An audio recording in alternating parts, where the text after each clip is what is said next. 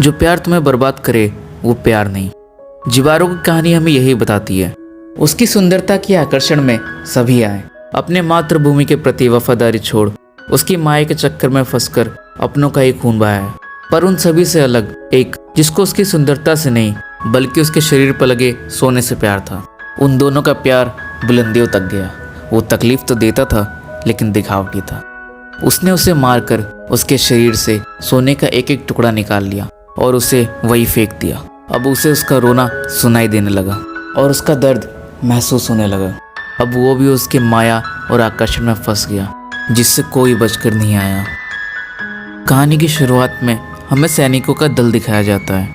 उन्हीं में से एक सैनिक बहरा होता है। उसे उसका साथी अब इशारों में रुकने के लिए कहता है।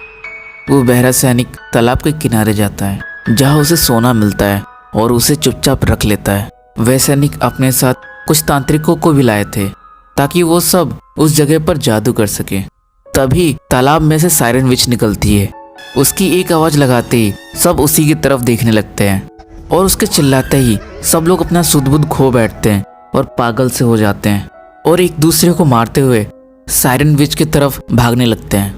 बहरे सैनिक को ये सब देखकर कुछ समझ में नहीं आता और एक दूसरे को मारते हुए सभी मर जाते हैं सिवाय उस बहरे सैनिक के। ये देख विच को बहुत हैरानी होती है। वो उसे जोर जोर से आवाज़ लगाने लगती है पर उस पर कोई असर नहीं होता, जिससे कि वो काफ़ी डर जाती है। वो सैनिक तुरंत वहाँ से भाग जाता है। थोड़ी देर बाद शाम हो जाती है और वो जंगल में ही एक पेड़ के नीचे बैठ जाता है जहाँ उसकी आँख लग जाती है। सायरन विच को उसे देखते ही उससे प्यार हो जाता है। वो उसके पास में ही सो जाती है। सुबह होते ही वो वहाँ से भागने लगती है।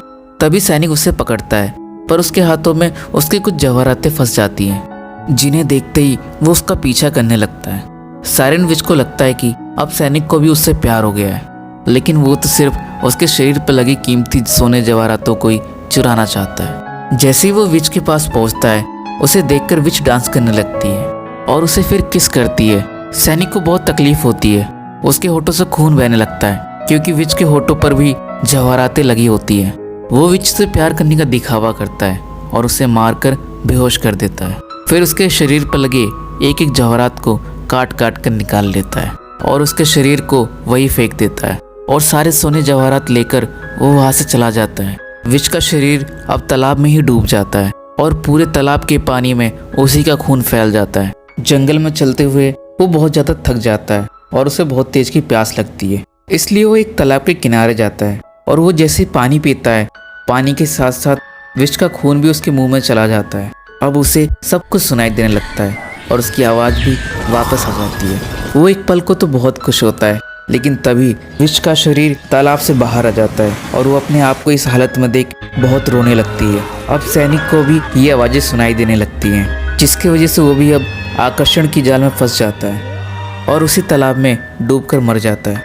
ये कहानी मई 2022 में रिलीज़ हुई थी और इसकी IMDb पे रेटिंग है 8.1। आशा करता हूँ कि आपको ये कहानी पसंद आई होगी।